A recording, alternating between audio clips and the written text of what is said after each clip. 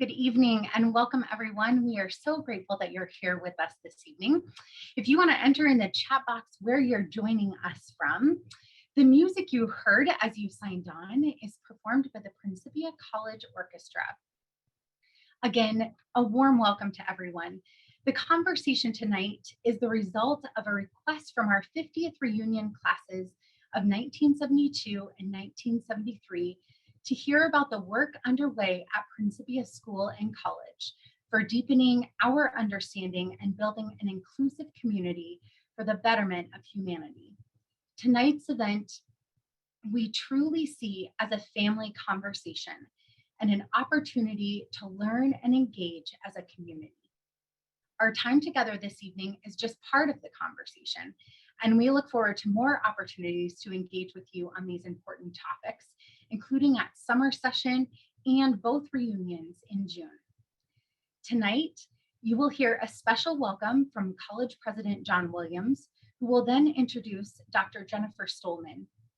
Dr. Stollman will provide some important framework for us, followed by a panel discussion. We will also have an opportunity for Q&A from you. If you have questions for the panelists throughout the evening, please submit them in the Q&A box on your screen. Director of Annual Giving and Development Programs, Kevin Kapp, will join me in moderating the Q&A.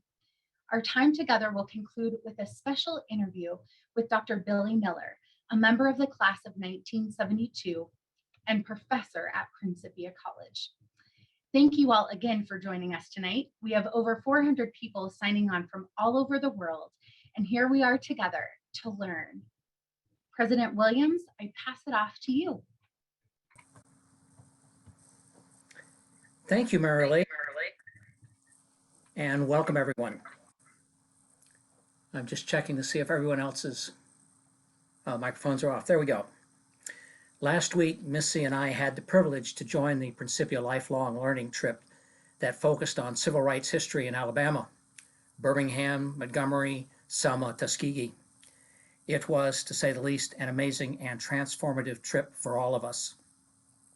Our last formal gathering was a private meeting in the sanctuary of the Dexter Avenue Baptist Church. That's where the Reverend Dr. Martin Luther King pastored for many years. It's only blocks from the steps of the Alabama State Capitol building. Throughout the trip, we met with many who witnessed and participated in the events of the 1960s and also before and after. At that last meeting, this last formal meeting, our hosts offered a closing prayer of gratitude and blessing. We responded by repeating the sixth tenet. And we solemnly promise to watch and pray for that mind to be in us, which was also in Christ Jesus, to do unto others as we would have them do unto us, and to be merciful, just, and pure. What a stunning statement about our expectations of how we treat one another in such a historic location.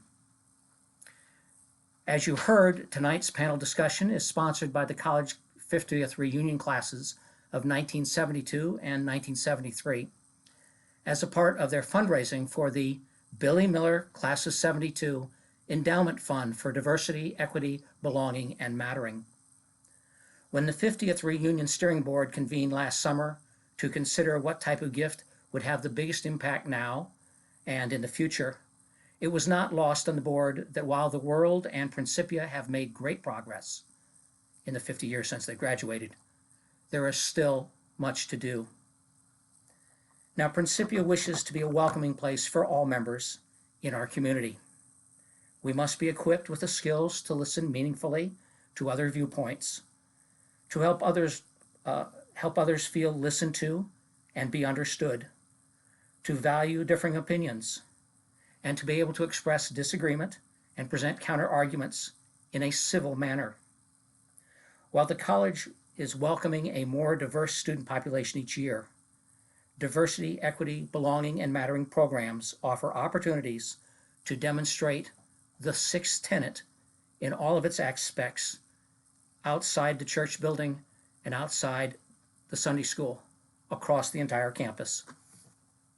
On behalf of the college, I extend a heartfelt thank you to the 2022 50th Reunion classes for their generous gift, and organizing this conversation around diversity, equity, mattering, and belonging at Principia today. Now, I'm not going to interview Dr. Jen Stollman. I'm going to introduce Dr. Jen Stollman and then get off the screen. Tonight's conversation will be moderated by Dr. Jennifer Stollman. She is world-renowned as an equity and inclusion consultant in specializing in building and sustaining inclusive workplaces and educational spaces. As an academic and as a consultant, Jen has worked extensively with K through 12 and higher education institutions, Fortune 100 companies, large and small businesses, government entities. I won't name one of them, but they are huge in geographic spread, criminal justice organizations, nonprofits, and community organizations. To ensure that work and educational spaces where everyone feels valued, Jen avoids the politicized. She avoids off-the-shelf or one-size-fits-all approaches.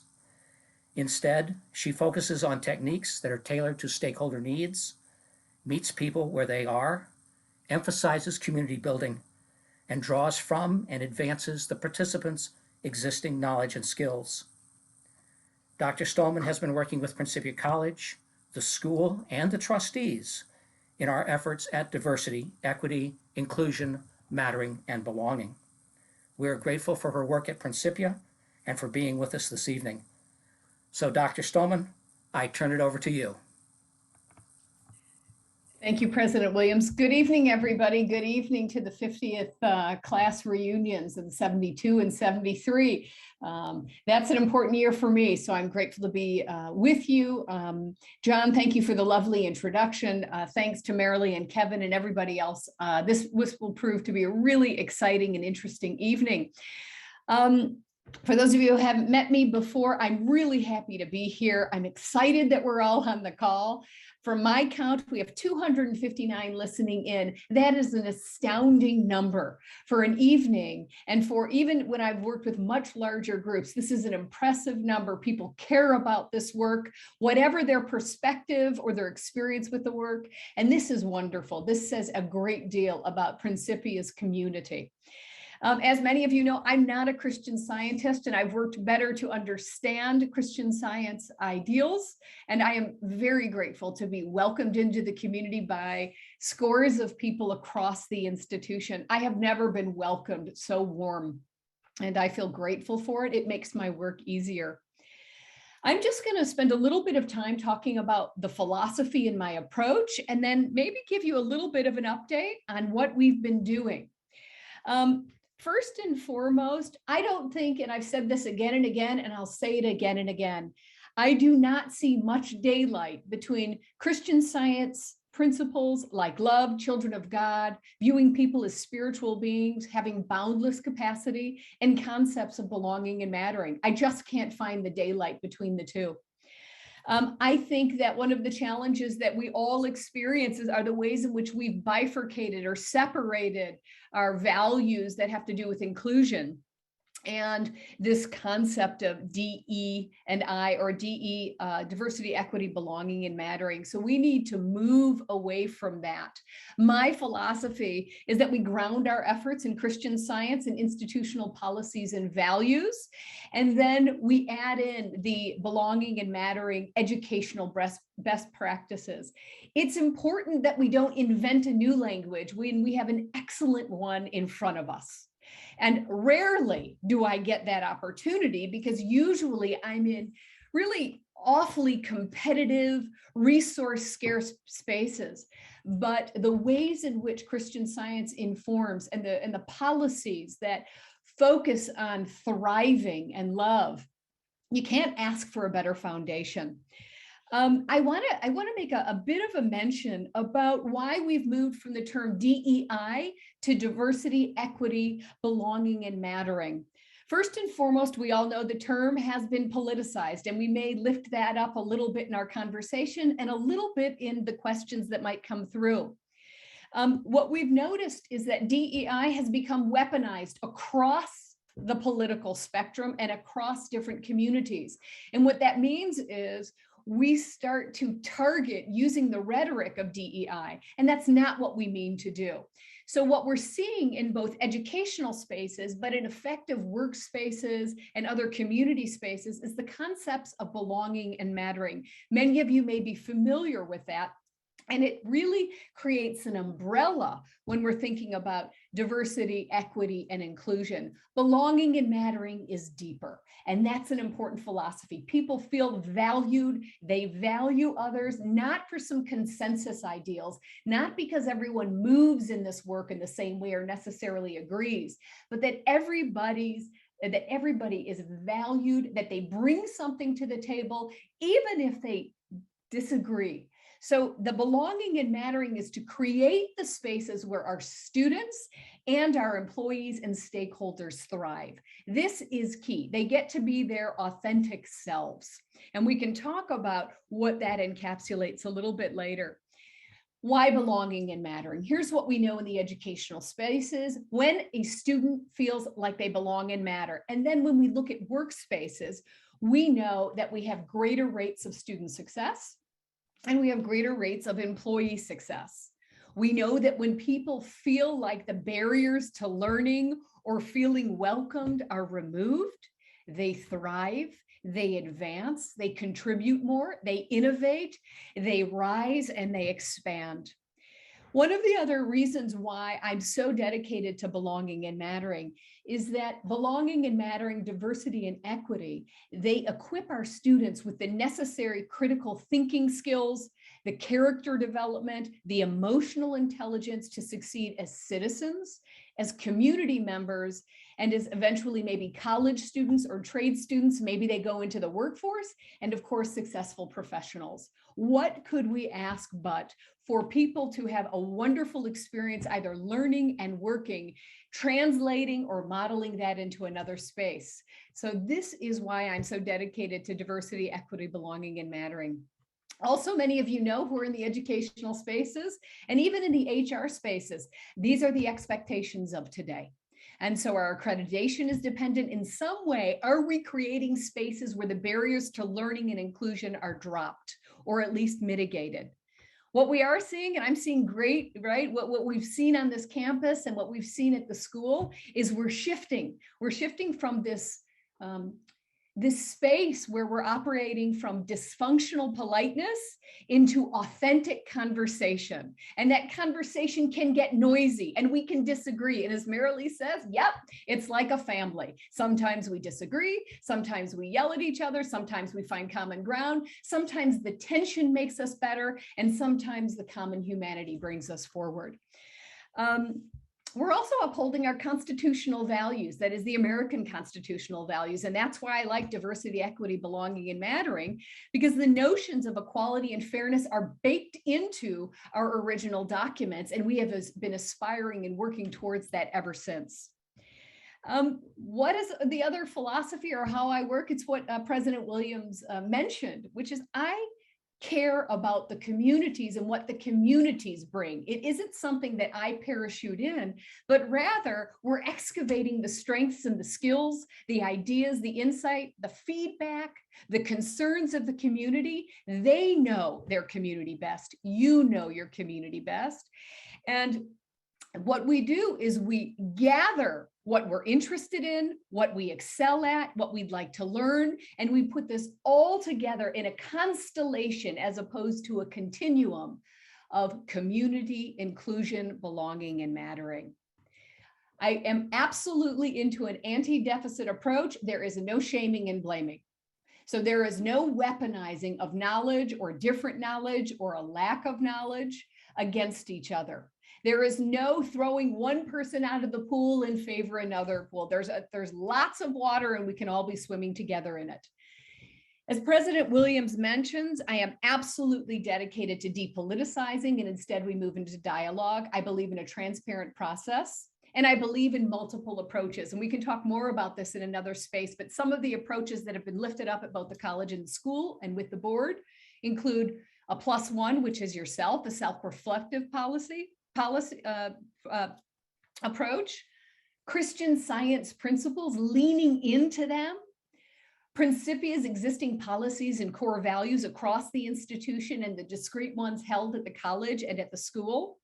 Also, the importance of lived experience, or what people have been talking about as identities or intersecting or intersectional identities. Common ground in the betterment of humanity. These are just 5 of the approaches that I've seen in action at the institution, and we're going to expand and build upon. What's happening right now? Well, there's been a lot of foundational work, and the fact that there are 272 people listening in says this is a community that's involved.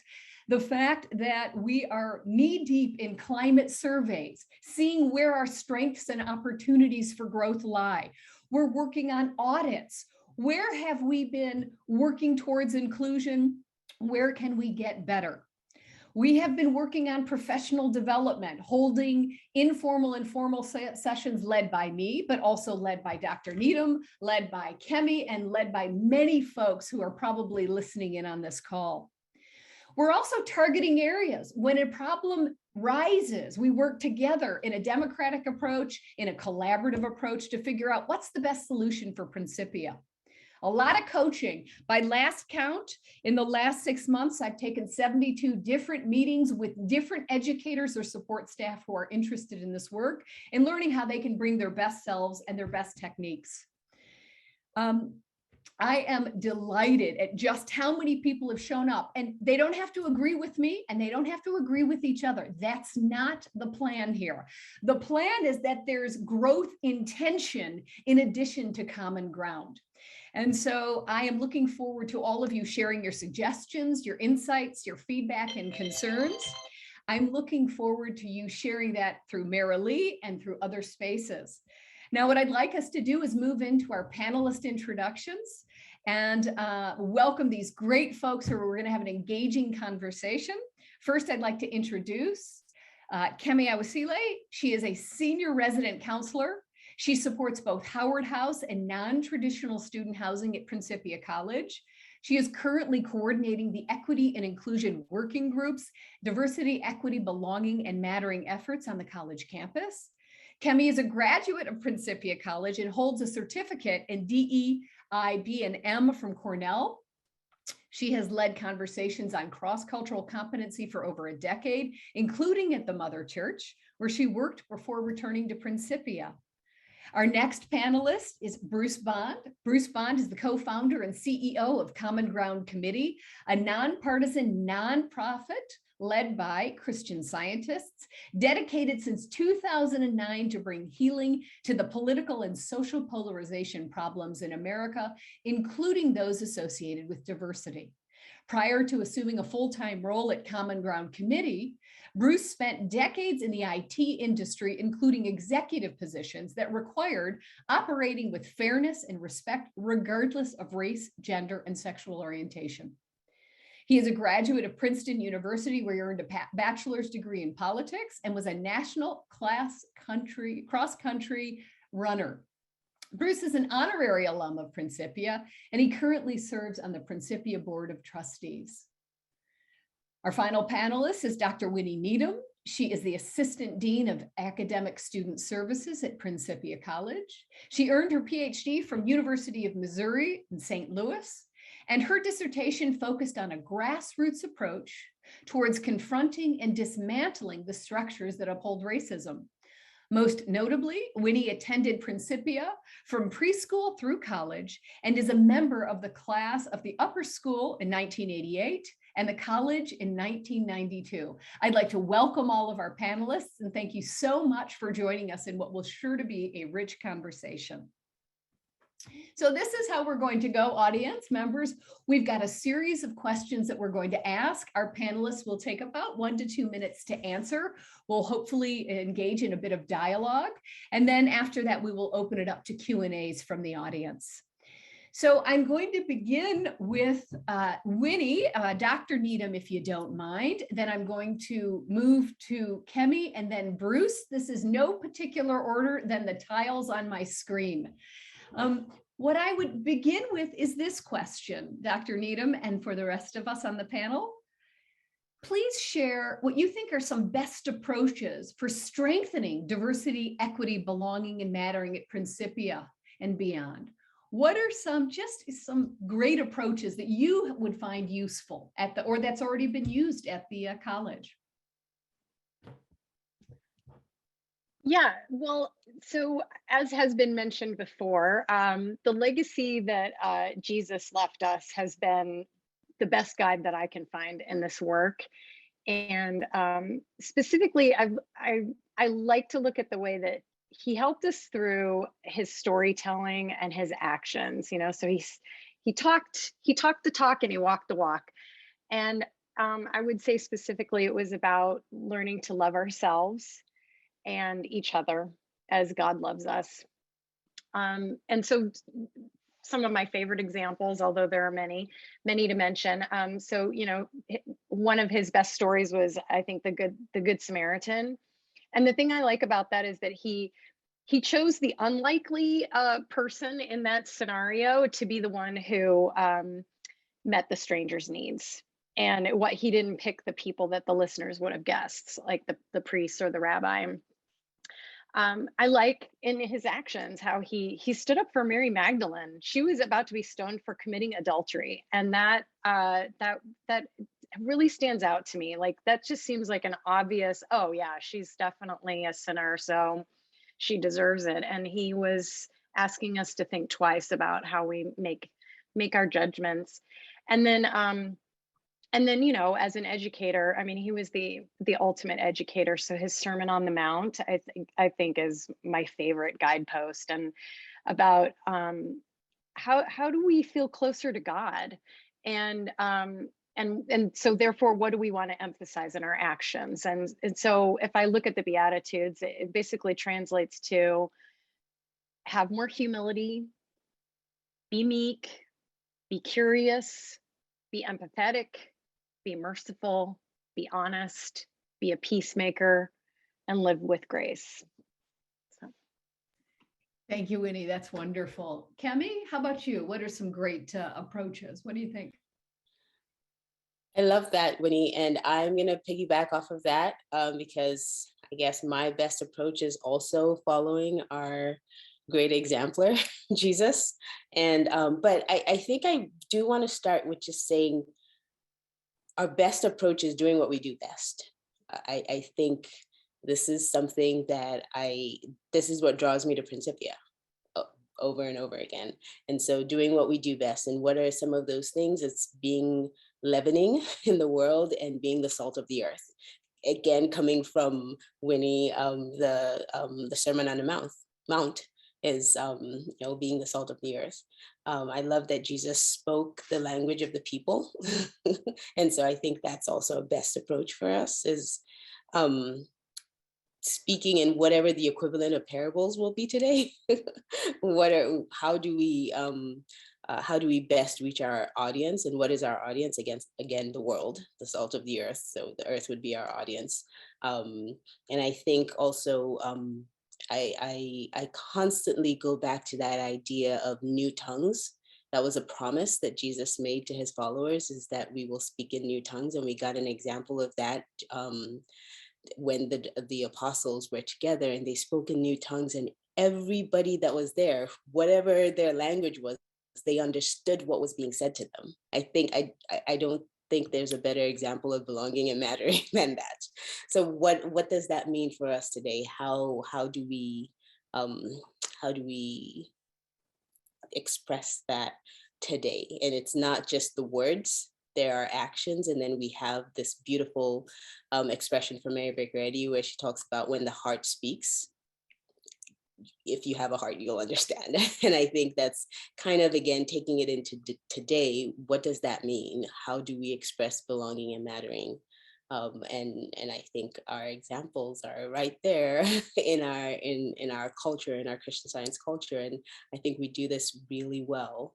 And that's our best approach, is just focusing on what we do well. Thank you, Kemi. Bruce, tossing it over to you. Thank you, Dr. Stollman. And thanks to Winnie and Kemi and Dr. Needham, that is, pardon me, for your comments. Just to leverage them a bit, the idea of starting with what we know best to me, that's knowing the truth about God and man. That's where we start from, and we work out from there. And that includes demonstrating the sixth tenet in all that we do every day. And so we're really working out from all people as ideas, as the image and likeness of the one mind. And that's the foundation. And from there, it really goes in terms of best approaches. It really then turns to this question about motive. What is the purpose? What are we, in so many words, trying to accomplish here? And I can just tell you from my own professional work in the, let's call it the polarization space, I spent a lot of my professional life on this, on the topic of what is called their DEI, diversity, equity, and inclusion. And frankly, it often, not always, but it often appears as an effort to convey virtue. And that's the motive. Mattering and belonging are not about that in any way, shape, or form. And this is a key element. And just speaking as a member of the Board of Trustees, you know, you have to ask the question, does each member of the community really want all of the members to feel that they matter and that they belong here? And at one level, the answer is yes, of course that's the case. But when you learn about how different people think, and maybe your own biases that you've developed over time, you start to realize that maybe you don't have the right answer to that question. And so from there, in that recognition and the approach that sort of brings that out, from there, then it's about, okay, so I'm now motivated in the right way. How do I speak and act in relation to people that are different from me? How do I have the conversation that allows me to learn from them and then from me? So it's about the approaches, if you will, here are all about learning to have good, non-judgmental conversations that build understanding and relationships by informing why and how people arrived at where they are in how they see the world. So having good conversations, learning how to do that, that's the skill that students and everyone in the community can take away from this effort that will last them forever and put them in a position to do the greatest good and frankly, to best serve the cause. Thank you, Bruce. Thanks, everyone. I love the way that we brought together the values and sort of the lived experience and the complexities of today, Bruce, what you brought forward. On to the next question. So as we all know, Principia has been actively working on strengthening inclusion across lived experiences, spiritual practices, and perspectives for a long time. Why should we be doing this work? Why is it important for Principians to be doing this work? And Kemi, would you mind going first, then Bruce, then Winnie? I think I'm going to go again back to our leader, and I'm going to say my umbrella response to that is keeping abreast of the times. I think that's something that Mary Baker Eddy asks us to do. And, you know, as the question says, we've always done this. It's not new, but what is new is that we have new demands. We have new kinds of demands, and we have new impositions on the world, if I dare use that term, imposition on the world, in which we're sending our students to. There are new things that they have to deal with. And we have, so if we're leavening, we have a new kind of meal that we have to leaven. And so, but we are still the most equipped to deal with these issues. And so, yes, we should be doing this work and we should be practicing it ourselves. We should be giving our students the example of what we are, that's part of their education to meet the need in the world that they're going to. And I think one more thing that I do want to add here too, and this again goes back to Jesus, is we have a parable from Jesus that talks about old wine and new bottles. And just coming back to that, like new demands. And I think there's a hymn that says new demands teach new lessons or something. We do need to keep abreast of the times, and we do need to keep up this work, and we've been doing a great job, and we need to keep ourselves ready to continue meeting the demands. Great. And Bruce, as you're thinking, I'd just like to add as an outsider, there's something incredibly unique and special about Principia. The foundation is this incredible potential for modeling for other folks, right? What I have experienced at Principia with capital L love and boundless capacity, this is something very special. So on the one hand, of course, you're impacting and serving the cause, as Bruce says, but the opportunity to demonstrate for the rest of the world that we can behave differently, that we can interact differently, it's a real model for those who are not Christian Scientists. And the impact is great. There's a real gift as we are embarking on the enlarging the tent. There's something incredibly special and important, because this uniqueness that is found in Christian Science, I have not found in anywhere that I have traveled around the world. And this is something to share. I don't mean proselytizing, I mean the approach and how we share with our fellow or our sororal person or our peer. Bruce, that's given you enough time. I hope to have a response.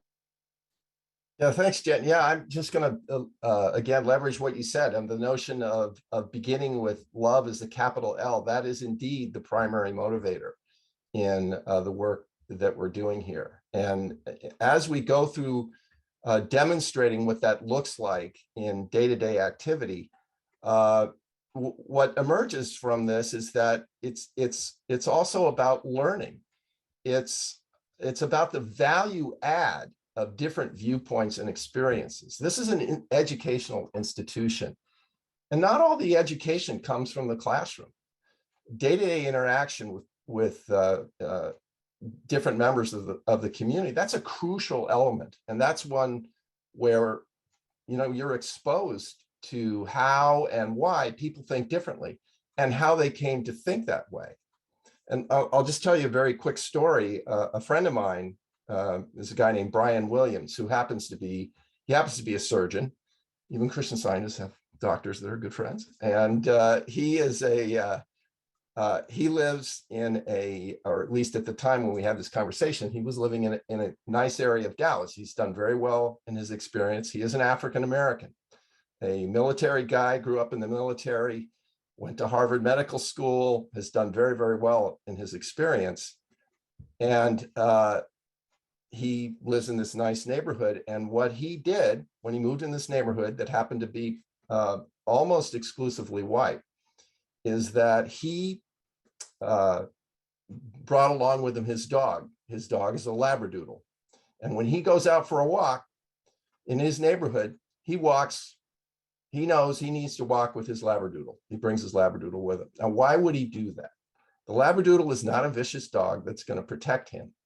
But when people see him walking in the neighborhood with a Labradoodle, they know he's not a threat. And he is intentional about that. He does that because he doesn't want people to be nervous. And before he did that, there was an incident. I won't go into the details, but essentially he was outside of his house waiting for a ride to the airport, and somebody called the police because they felt that there was somebody that was threatening in the neighborhood. And the police came and talked to him. And, when they realized he lived in the house he was standing in front of, everything was fine. But he has to be intentional about that. Now, that's not feeling like you matter and you belong in a community. And it was just a bias that people had that he now proactively addresses. And that's something, we can't have that at Principia. Right. And so how do you sort of move through that?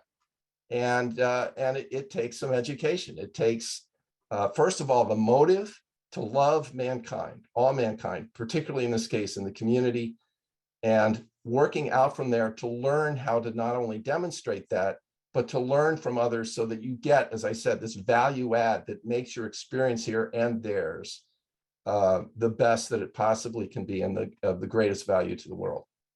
Bruce, thanks for sharing that story. Unfortunately, a very common experience, that sort of behavior that one has to affect.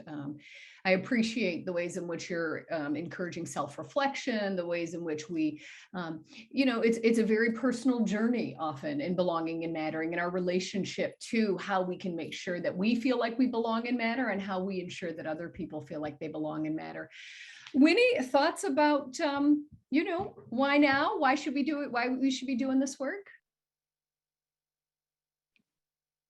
Yeah, so for me, this is, not so much about why now, like somehow now something's different, because I just feel like now's not that much different than any other decade, and in terms of our constant need to just be better. I mean, one of the things that resonates with me about Christian Science is the way Mrs. Eddy talks about progress. I love it's not a deficit perspective, right? And so if progress is from a deficit model, then you were bad and now you're getting better. Something was wrong with you and you're fixing it. But what Mrs. Eddy lifts up is this idea that progress is the law of God. And I figure if it's the law of God, it's probably in harmony with concepts like truth, principle, love, soul. And it's not like any of those things were broken and need fixing, or they were limited and now they need to become more, or that by me growing, you're going to have less. Anyway, there's just so much that guides us in this work. And so, yeah, I'm fully on board with now, because why not? I mean, now, today, tomorrow, yesterday, like, yeah, it's all part of the process. And honestly, when I look at how much, I mean, that's why I went into education, is the thrill of the constant growth. It's exhilarating.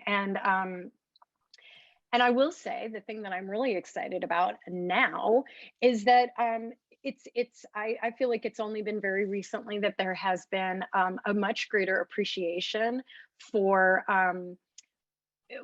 within the realm of education for how important it is to reflect and learn from what we didn't know before. We call it, let's see, growth mindset. Growth mindset, yeah. And so there's a lot that supports, that has caught up in education that really supports what makes sense. And so I mean, I could go on and on, but that's kind of where my thinking takes me.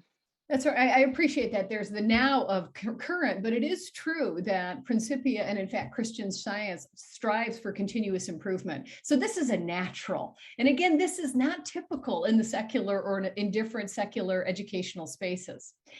The big and final question before we move to Q&A is a question that many folks in the Principia community have been concerned about and have been lifting up. And I'd love to hear each of your opinions, which is, if Christian Science views individuals as children of God or spiritual beings, why are we focusing on lived experiences and identities? Why should we be doing that? There is a real concern that we're spending too much time on material identities as opposed to in the absolute realm. And excuse the clumsiness, friends, for my I'm still learning. But I'm wondering, Bruce, could you take a minute and then we'll move around to Winnie and then Kemi on why are we doing this? Is this counter to our mission? What do you think? No, I don't think it is counter to our mission. I've often thought about this space from our perspective as this is a form of higher learning, which, by the way, is something the board is particularly keen to bring about at Principia, a higher form of learning that is the experiences outside of the classroom that allow us to have to put us in a greater position to do the work, the greater good, if you will, and again to serve the cause. And so we start, as I said before, as viewing ourselves and our fellow man as individuals, individual ideas of the one infinite mind, as spiritual beings. And so in terms of the question you asked, that is indeed what we're doing. This notion of focusing on lived experiences and identities, though, I think doesn't really structure the question or the situation in the way in which we really think about this. This is about taking what we know to be true about God and man and applying that in our, what we know in Christian Science is our relative experience. That's what being a Christian Scientist is all about. So just something I think we can all relate to. And Jen mentioned in my biography that I was a distance runner, a track and cross country guy. And I've been a Christian Scientist my whole life. And when I was in the competitive sport, I worked every day to understand the unlimited nature of my being. That was fundamental to the work. But I also had coaches who taught me how to train, who taught me how to race, who provided support in tough situations. And so that gave me a sense of how I could take that spiritual foundation and manifest it in my relative experience. And that's what's going on here. It's not about focusing on the lived experiences and identities. It is recognizing that in our relative experience, people come to see the world and their experiences from very, very different points of view and experiences. And those are the foundations for learning, the opportunities that we have to learn about how the world operates and how it thinks and how we can best bring healing to the world. And that requires some coaching. Having those conversations that bring those things out requires the techniques and the skills.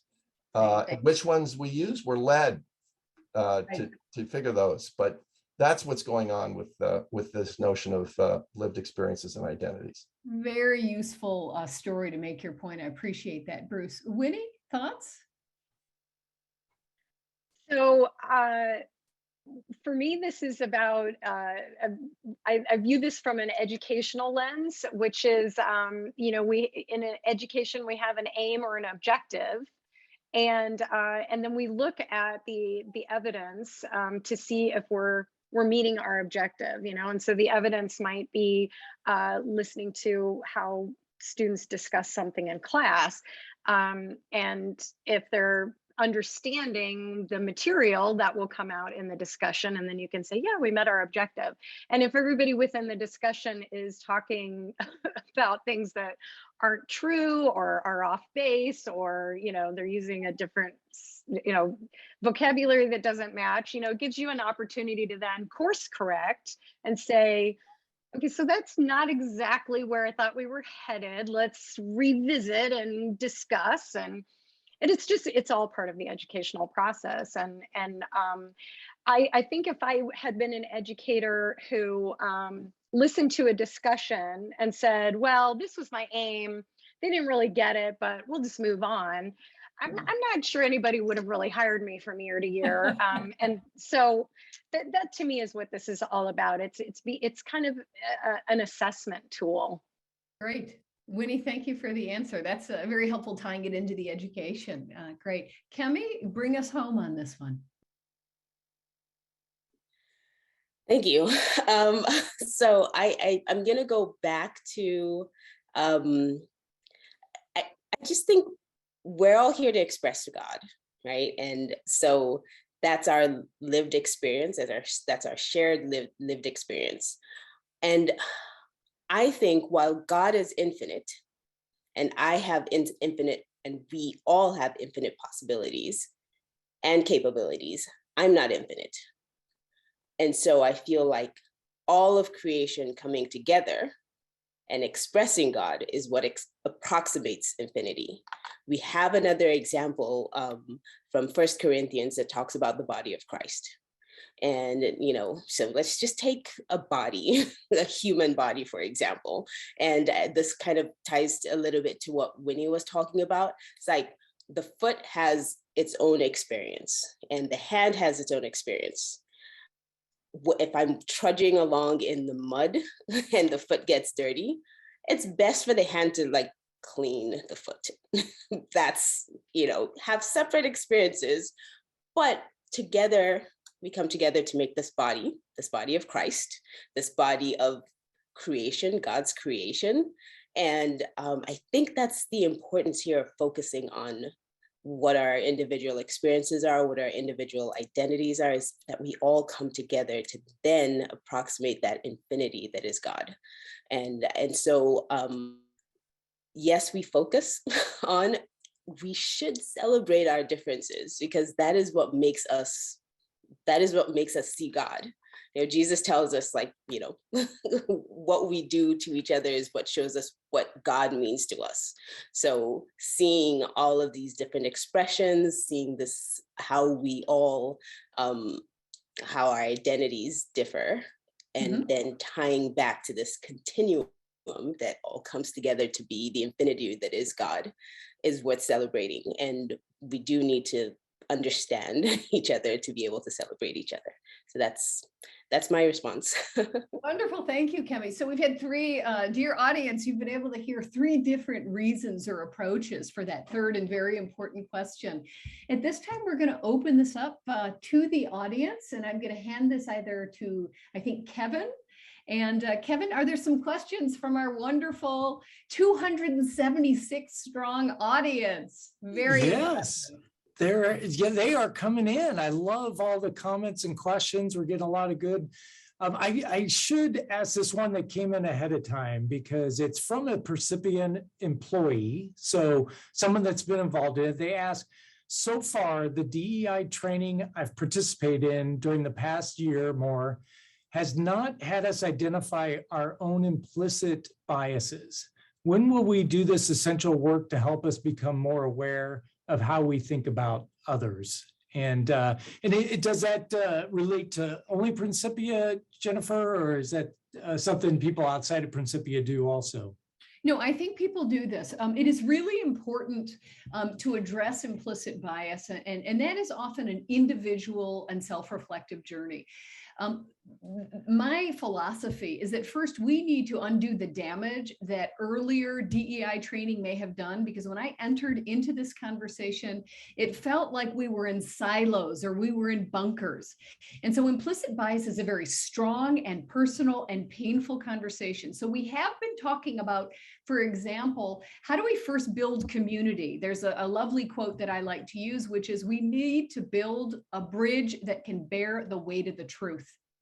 And so we sometimes have to step back. The other thing, we think we know our implicit biases, but both at the school and at the college, people need to understand how bias operates, how we're born into it, then we're socialized into it, then it's enforced. So it's not just a moral endeavor, that it's something that we encounter and engage in. So it's one thing to sort of say, how am I triggered by somebody or something or some idea? It's another thing to understand the system and the structure that we may not know that we're participating in. So it's a much more deliberate and methodical approach.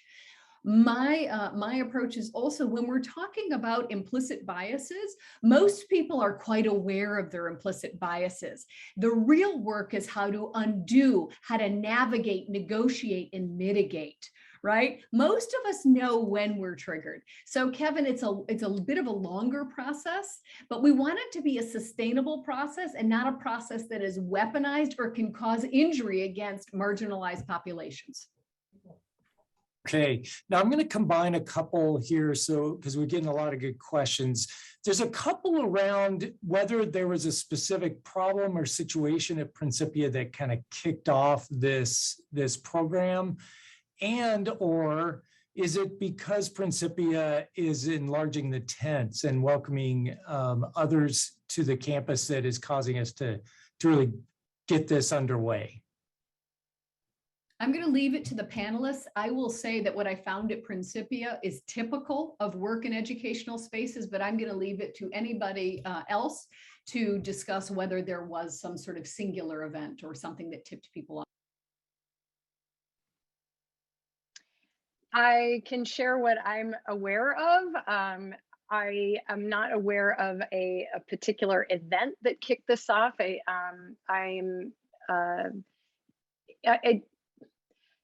It's definitely a response to a need. What I'm aware of is that my journey began when there was a request for us to look into could we have a statement, a community-wide statement that identified how we think about diversity, equity, and inclusion. And then the group that was working on that, both campuses had a team that was working on that. And out of that grew greater awareness, greater conversations. But there were already conversations being had. In fact, a lot of this has been more grassroots, frankly. Our students have been bringing up, developing affinity groups and trying to have conversations and lift up, how do we embrace, various aspects of who we are and how we live in the world. It's already very, very welcome to be an athlete on campus, but how welcome is it if you come from another country? How welcome is it if you are LGBTQ? How welcome is it if you are fill in the blank? And so groups of people began to find each other and start to lift that up and then have conversations and host events. And so it's very much, I don't know that I could say that it's as linear or as specific to anything in particular. And we're still very much in the process. Kevin, do you think that's a good answer? Or shall we move on to the next question? Or do any of the panelists want to share anything briefly? Yeah, briefly, if you don't mind, I would completely back up what Winnie said. I would just say from where I was sitting from a board position, it did come up to us. I don't know if it was the first time, but it definitely came up after the killing of George Floyd. That was something that galvanized, I think, folks that felt that as much of the country did. Maybe we're not looking at this correctly and we need to look at it differently. And just personally, something that I saw just through my, I'll just say my network on campus was that during the election, students in particular that were supporters of Donald Trump found it very difficult. Not all students, but some students found it very difficult for them to speak politically because they felt they would be marginalized for being Trump supporters. So those were sort of two things that were going on, I think, that raised awareness to the need to think about this, and not in a, just for the record, not in a classic way of, we've got to be better at this, but more from the perspective of how can we apply the principles of Christian Science to bring healing to the situation? So that's what I was observing as a board member. And can I just add to the 50th reunioners, your classmate, Dr. Billy Miller, has been, I think, the real catalyst in all of this. He developed a beloved community initiative several years ago. I would say 8, and that involved inviting student voices to speak up and trying to create safe spaces for having conversations about some areas that really needed some attention. And so I recognize that, there's a question of, is this just so that we can increase enrollment? And no, that's not really what this was born out of. This is, how do we take care of one another and care for the people that we're welcoming here? Yeah. Great, thank you, everyone. So another question I want to make sure we get to is, do all the Black students, and I'll add other minority students at Print, actually feel like they belong and matter on campus right, I assuming meaning right now, and how do we know if they do? This is an important question, and I'm gonna say something briefly and then ask other folks to come in. The term Black is a very large. I'm not sure if you're talking about African American, American descendants of slavery, people of color, or if you're talking about international students who are melanated. But we do see both qualitatively and quantitatively. We've conducted a climate survey at the college that, in fact, for our international students who identify as Black or melanated, that they often feel like guests in the house. And then I'm going to leave that there. We do see of those who are stateside or US born also, some may be feeling less welcomed, but I'm going to leave it to, Kemi, you've done so much work in the residence halls. Do you think you could speak a little bit about this? I'm sure you can speak with more clarity. Yes. And I'm going to just tackle the broad Black because I'm going to make it even broader and say they don't feel.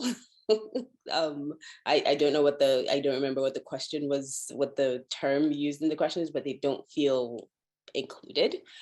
But I will also say there are a lot of other students who need to feel like they belong and matter.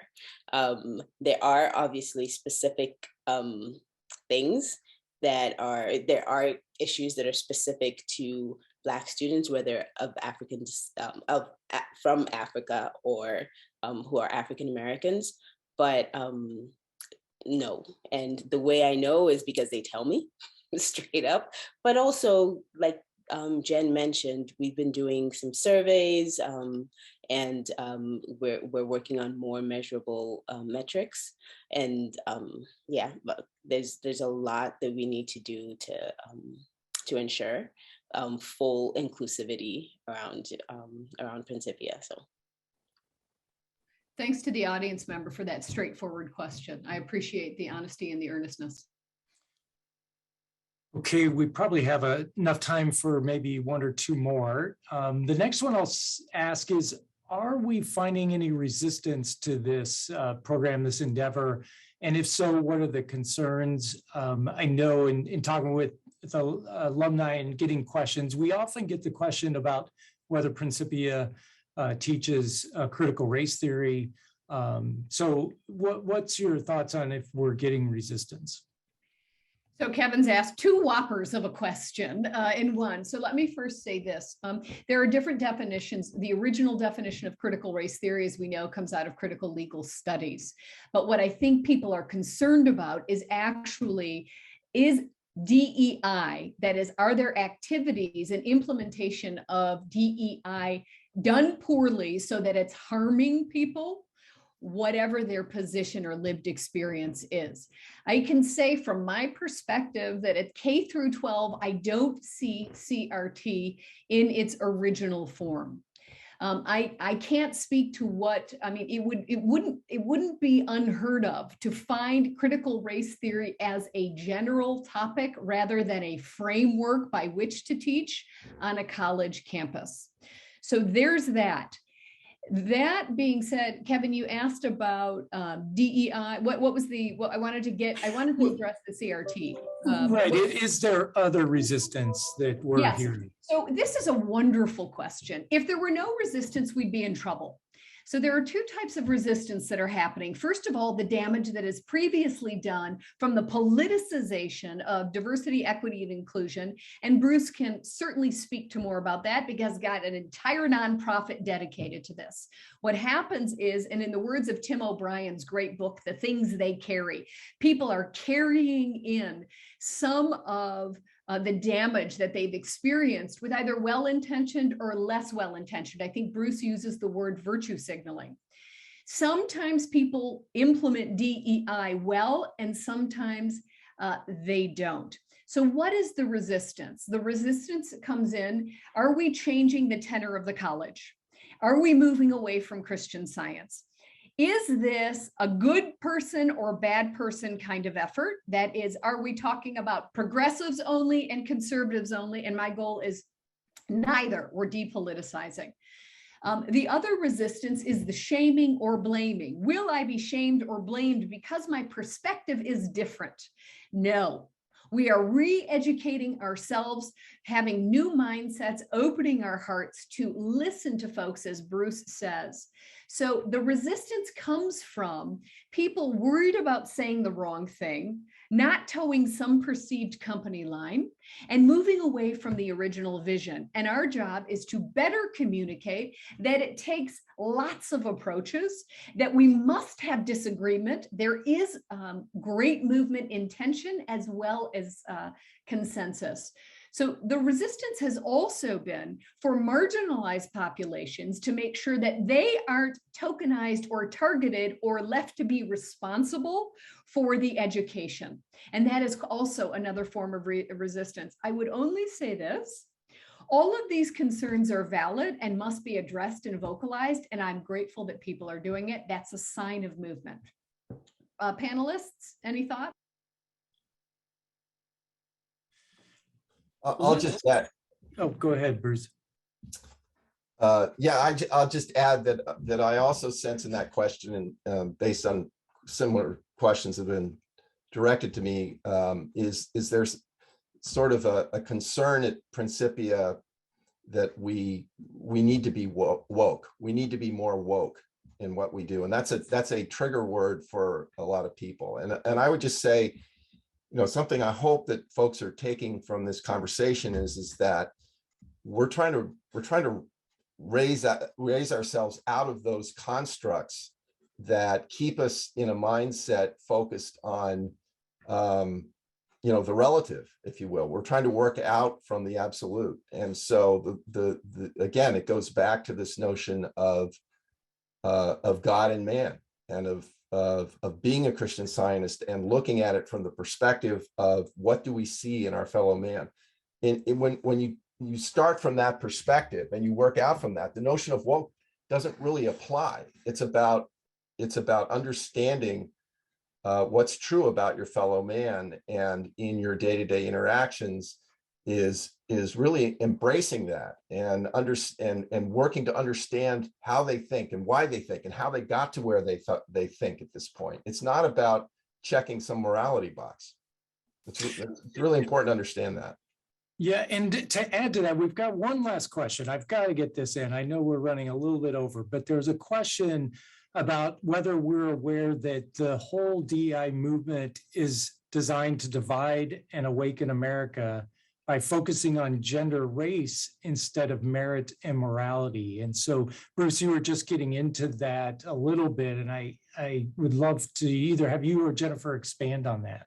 Kevin, I want Bruce to expand, but there's a difference in the term DEI movement and DEB&M, belonging and mattering. We are taking a different approach. There's a fundamental difference. Bruce, I'm going to toss it over to you.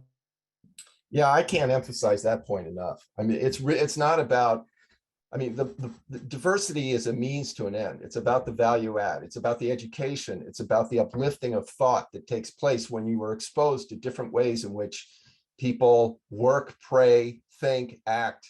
These are truly educational experiences that allow us to be better at what we do and how we think and how we speak. So I think when we see the division, if you will, that seems to occur when there's a term, a phrase, whatever it is, whether it's Black Lives Matter or whether it's DEI or whether it's woke or whatever. These are words that create emotion in people, and they get very passionate about it, and they come at it from sort of their narrative. And what makes the mattering and belonging important is it takes the focus away from those kinds of forms of aggressive mental suggestion, frankly, and puts them in a position that says, this is about uplifting thought.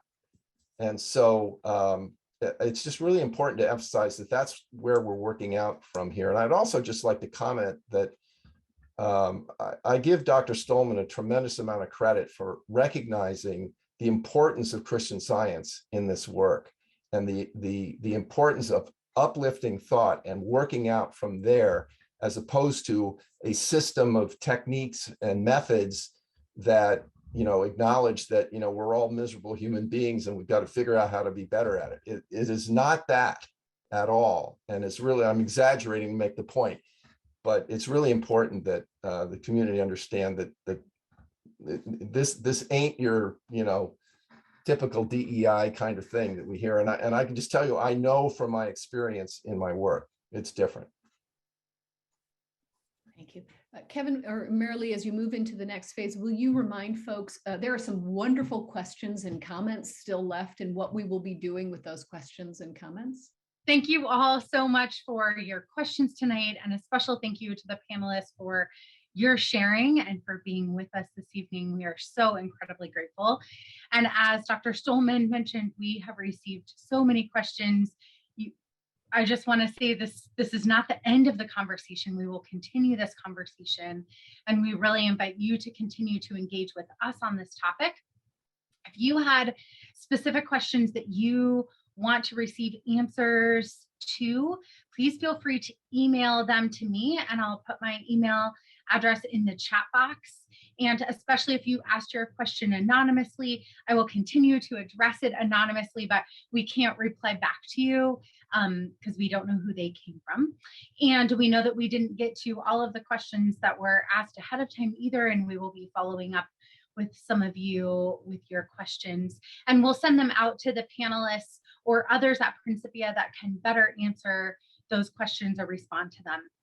And we just look forward to continuing this conversation. Again, Dr. Stollman is going to be leading a workshop at summer session this summer, as well as at one of the reunions, and we will be continuing these conversations at both reunions this summer at the college, and there will be more virtual event opportunities. So I'm now going to pivot to the special ending that we have. As you know, and as was addressed this evening, throughout Principia's history, there have been faculty and staff leading the charge in character education, pushing Principia forward through their commitment, love, and passion. One of those educators is Dr. Billy Miller, a member of the college class of 1972. Dr. Miller has been a member of the Principia College faculty for over 25 years, impacting lives of thousands of students.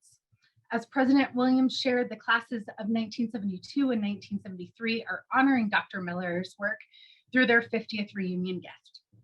Earlier this month, journalism faculty member Stephen Savidi sat down with Dr. Miller to hear more about his story and his message for Principia.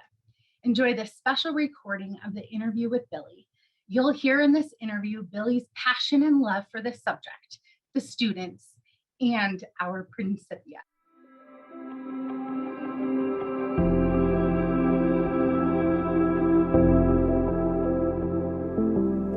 Billy, thank you so much for speaking to me today. It's great to be able to be together again. It's been quite a number of years. Stephen, you don't know how good it is to be with you, just in general, to hang out with you. So thank you for having me. Oh, it's a great pleasure. You know, today, we'd love to get a sense of how you found this place, or how God found you in this place too. That's a good question. You're starting off with your family. I mean, if you can start off there, and how your family came into Christian Science.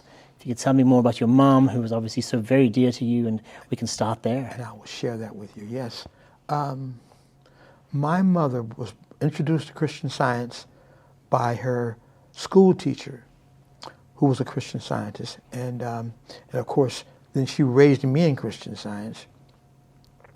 Sunday school got to be a place where I loved to be. And my mother was loved by everybody. She was B. Everybody called her B. And she believed in the loving kindness of the people that she met, the white people that she got to know as friends and family. She was unconditionally warm and loving to all the people in the church. She worked hard in that church. It was just an experience that you can't go wrong in. With that many people that love you, Billy and B, as a kind family, and Where was this, Billy? this was in East St. Louis. East St. Louis. Mhm.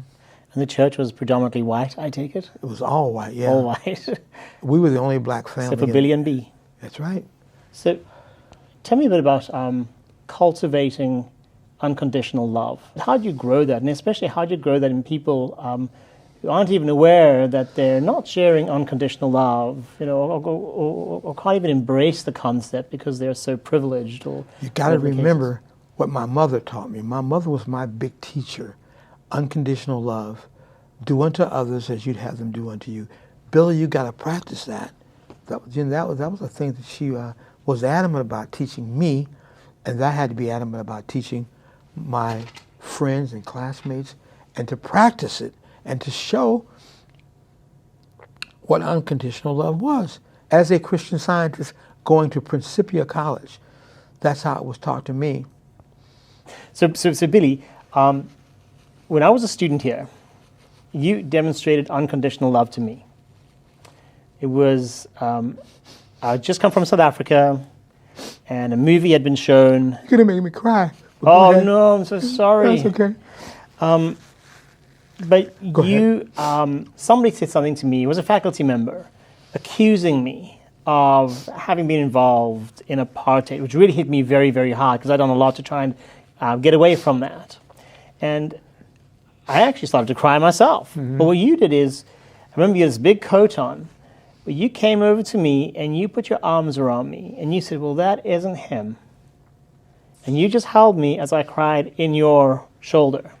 So you literally lived that beautiful, unconditional love. And so that's how I know you. And in all of your work here with diversity and equity, what is your hope? What is your dream that Principia may yet become? You've demonstrated that. I've experienced it. What do you hope and pray for Principia as we enter this beautiful new phase in our history? I say this all the time whenever people ask me to give a talk. I say we've got to practice, not just pray. We got to actually practice what we preach. And I don't think we do that. We don't really put forth an effort to practice this thing we call unconditional love and loving people, notwithstanding who they are or what they are, but put that out front. And then we're doing what Mrs. Eddie has asked us to do, unconditional love. That comes from my love of teaching peace and conflict. I think it's a wonderful course on this campus because it tries to teach us to be more Christianly scientific. There's a concept in peace and conflict, ethical reciprocity. There's an expectation that you're going to practice ethical reciprocity, which is just another term for unconditional love. And in all of the studies that I teach, especially the religious ones, they talk about unconditional love. Do unto others as you'd have them do unto you. Thank you for that, Billy. I think that's a wonderful testimony to what Christian Science is and what it can yet become, too, for many of us, to actively love and to actively embrace the opportunities. And if Principia can keep doing that, I'm pretty sure it will be a college that transforms not just those people it serves as its students, but the world beyond. So really, I want to thank you. I want to thank you so much for sharing these thoughts, for reminding us of the power of unconditional love, and also the place Principia has in teaching that. And thank you for your continual service to Principia and teaching our students this way of love, the way of peace, the way of ethical reciprocity. So just thank you so much for taking the time today and for being here with us.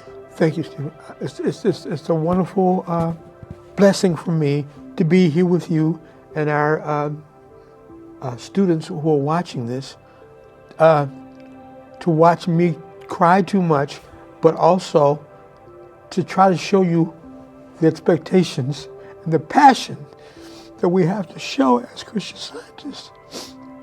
Yes. Well, Billy, thank you so much, and I look forward to exploring this too in the days and weeks and years ahead that we teach here together. Thank you. Thank you. Thank you, Stephen. Thank you so much. My great pleasure. Thank you.